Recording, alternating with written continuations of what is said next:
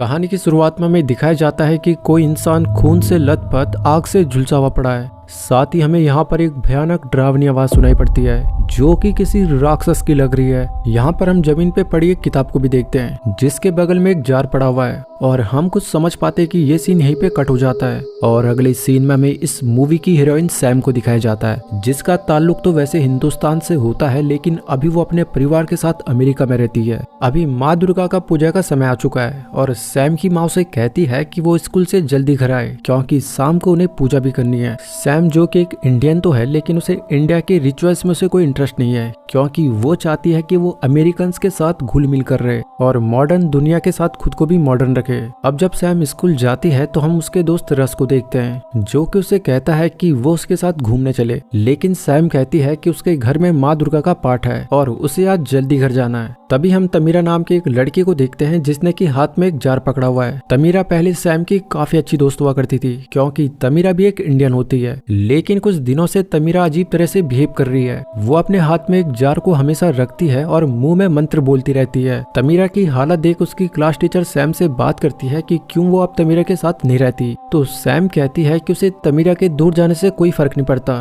क्योंकि वो Indian culture से हमेशा दूर जाना चाहती थी, लेकिन तमीरा ऐसा नहीं कर पा रही है तो वो अपने नए दोस्तों के साथ काफी खुश है। वहीं अब हमें तमीरा को स्कूल से घर जाते हुए दिखाया जाता है और यहाँ पर हम नोटिस करते हैं कि तमीरा के बैग पे खून लगा हुआ है। वो जब घर जाती है तो अपने बैग से कच्चे मांस का टुकड़ा निकालती है और कपकपाते हुए वो उस जार का ढक्कन खोल मांस के टुकड़े को अंदर रख फौरन से जार को बंद कर देती है और फिर उस जार की तरफ पीठ मुड़कर बैठ जाती है। इसी पल हम उसके पीछे से एक भयानक मॉन्स्टर की आवाज को सुनते हैं जो कि उसी जार से आ रही होती है। अब अगले दिन तमीरा खुद ही सैम के पास आ जाती है और वो काफी डरी हुई होती है क्योंकि अभी भी उसे मॉन्स्टर की आवाजें सुनाई पड़ रही थी। वो सैम को कहती है कि वो प्लीज उसकी मदद करे। यहाँ पे तमीरा कहती है कि जो बचपन में भूत पिशाच की कहानी वो सुना करते थे वो सच में होते हैं और वो मॉन्स्टर भी इसी जार में बंद है, लेकिन सैम उसकी ये बातें सुन उसे पागल करार देती है और उस जार को नीचे गिरा देती है जिससे कि वो जार टूट जाता है और अब तमीरा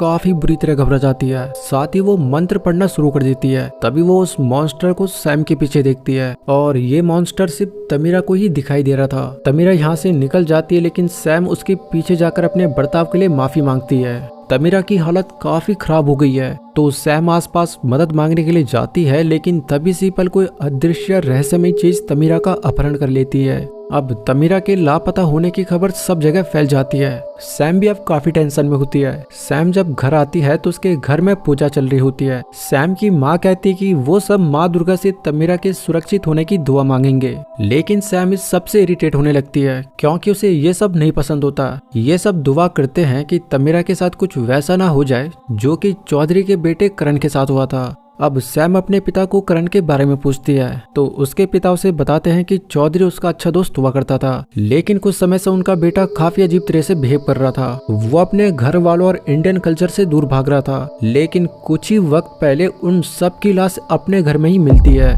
पूजा शुरू होते ही सैम यहाँ से सीधे स्कूल चले जाती है और उसी जगह पे जाती है जहाँ पर उसने तमीरा से आखिरी मुलाकात की थी। सैम को वहाँ पे एक किताब मिलती है जो कि तमीरा अपने साथ रखती थी। हालांकि वो किताब लगभग जली हुई है, लेकिन फिर भी सैम उसे पढ़ने की कोशिश करती है। ये किताब चौधरी के बेटे करण की होती है। सैम को उस किताब में अजीब तरह के मॉन्स्टर की पिक्चर मिलती है। साथ ही किसी चीज के बारे में लिखा हुआ था कि उसे किसी भी तरह हमेशा जार में बंद रखना है क्योंकि वो काफी हिंसक और खतरनाक है। साथ ही उस किताब में 7 नंबर का बार बार जिक्र किया गया था। वहीं इसके बाद हमें तमीरा को दिखाया जाता है जो कि अभी काफी दर्द में है क्योंकि कोई अनजान चीज उसे टॉर्चर कर रही है। साथ ही वो अनजान शक्ति तमीरा को जला भी रही है और यह अनजान चीज और कोई नहीं बल्कि वही मॉन्स्टर होता है जो कि अभी सैम ने किताब में देखा था।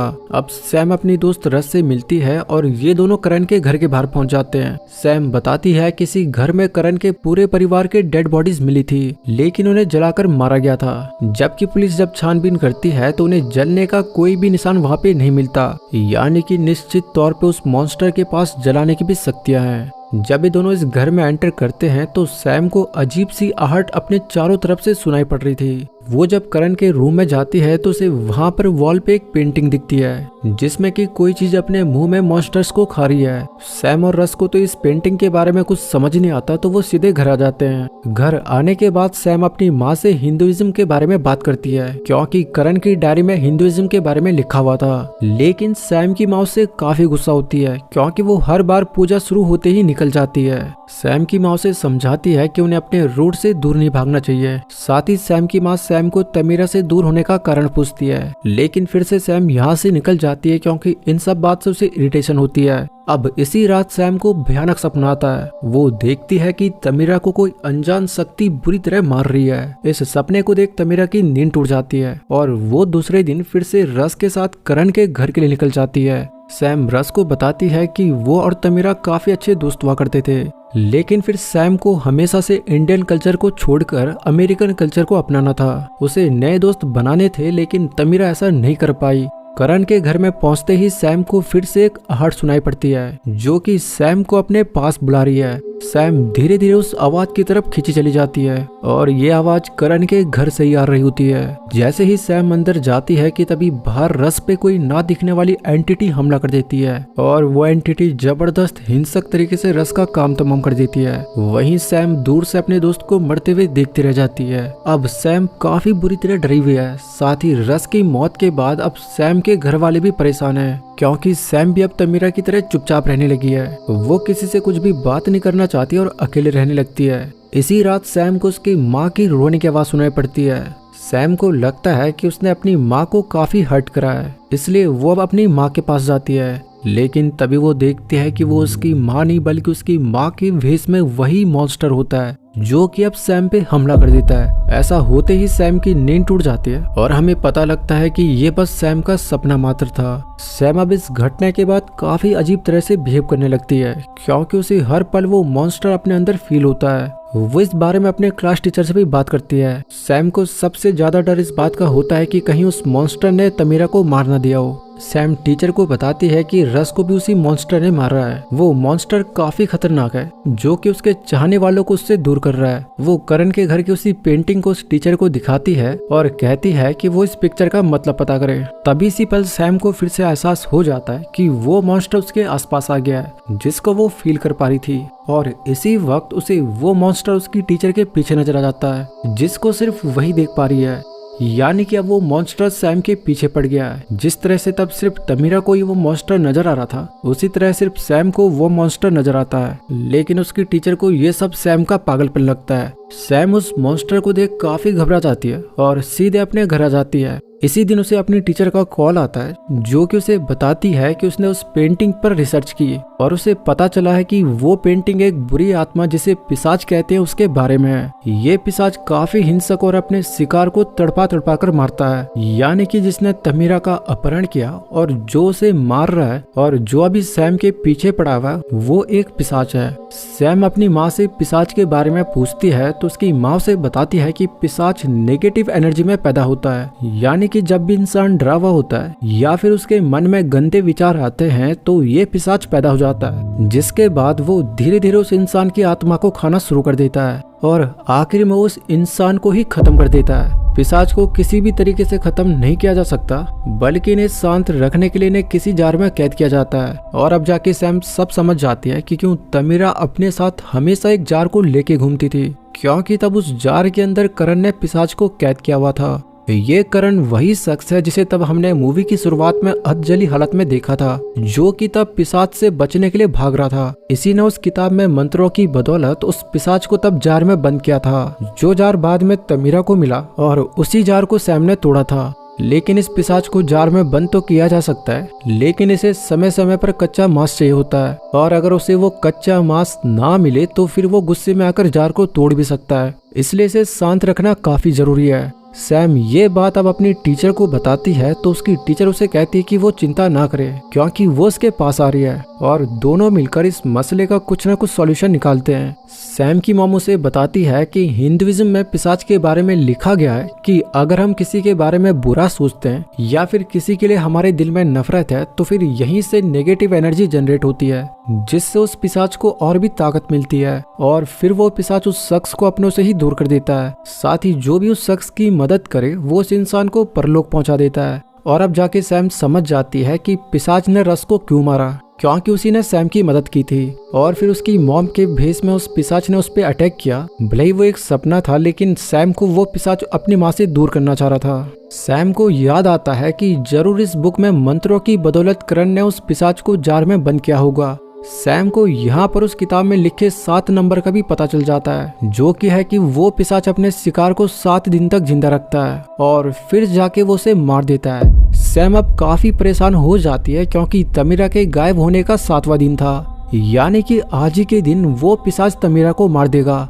सैम अब पहली बार उस शैतान यानी पिशाच के खिलाफ हिम्मत जुटाती है और अपनी इंडियन कल्चरल ड्रेस को पहन लेती है। साथ ही उसकी माँ उसे पूजा का प्रसाद भी देती है। वहीं इधर जब सैम की टीचर उससे मिलने आती है कि तभी पिशाच उसे पकड़ लेता है। यहाँ पर पहली बार हम उस पिशाच के फुटस्टेप्स को देख पाते हैं, जो कि सैम की टीचर की अच्छे से धुलाई करने लगता है, लेकिन वो उसे खत्म करे कि तभी पिशाच किसी कारण से उसे मारना बंद कर देता है। और ऐसा इसलिए क्योंकि इस तरफ सैम और उसकी माँ किताब में लिखे गए मंत्रों का उच्चारण करने लगती है, जिससे कि पॉजिटिव एनर्जी नेगेटिव एनर्जी यानी पिशाच पे भारी पड़ने लगती है। और पिशाच सैम की टीचर को छोड़ यहाँ पे आ जाता है और इन दोनों माँ बेटी पे हमला कर देता है।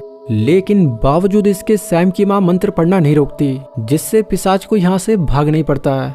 सैम की माँ भी काफी इंजर्ड होती है, लेकिन सैम को अभी अपनी दोस्त तमीरा को बचाना है, तो वो यहाँ से एक जार के साथ करण के घर के लिए निकल जाती है। लेकिन घर में उसे तमीरा तो नहीं दिखती, पर वो पिशाच दिख जाता है, जो कि अब पहली बार हमें नजर आता है, यानी कि अब वो पहले से कई ज्यादा ताकतवर हो गया है। ये पिशाच दिखने में वाकई काफी अजीब और डरावना लग रहा है। सैम किसी तरह उससे बचने की कोशिश करती है, लेकिन अब वो पिशाच काफी ताकतवर हो गया है। वो सैम को घर में दौड़ा दौड़ा कर मारने लगता है और सैम को बेसमेंट में फेंक देता है। सैम उससे डरते हुए दरवाजा बंद कर देती है, लेकिन तभी उसके शरीर पे एक हाथ पड़ जाता है। सैम जब देखती है तो पाती है कि ये तो तमीरा है, जो कि अभी अधमरी हालत में पड़ी हुई है। सैम अब जोर से मंत्र पढ़ना शुरू कर देती है, जिससे कि पिशाच काफी तड़पने लगता है, लेकिन सैम उसे जार में बंद करे कि वो पिशाच सैम के हाथ को जलाने लगता है। सैम के हाथ में रखे जार को भी पिशाच तोड़ देता है और वो सैम पर हमला कर उसे काफी दूर फेंक देता है। और अब सैम मारी जाए कि तभी तमीरा वही मंत्र पढ़ना शुरू कर देती है, जिससे पिशाच फिर से तड़पने लगता है और इस तरह ये बचपन की दोस्त फिर से एक हो जाती है। अब सैम के सामने परेशानी यह है कि उसके पास कोई भी जार नहीं है। तभी उसे करण के घर में बनी पेंटिंग याद आती है, जिसमें कि कोई चीज मुंह में मॉन्स्टर्स को खा रही थी, और वो समझ जाती कि हम इंसान उन मॉन्स्टर्स को खुद के अंदर भी कैप्चर कर सकते हैं, जैसे कि प्राचीन समय में साधु महात्मा किया करते थे।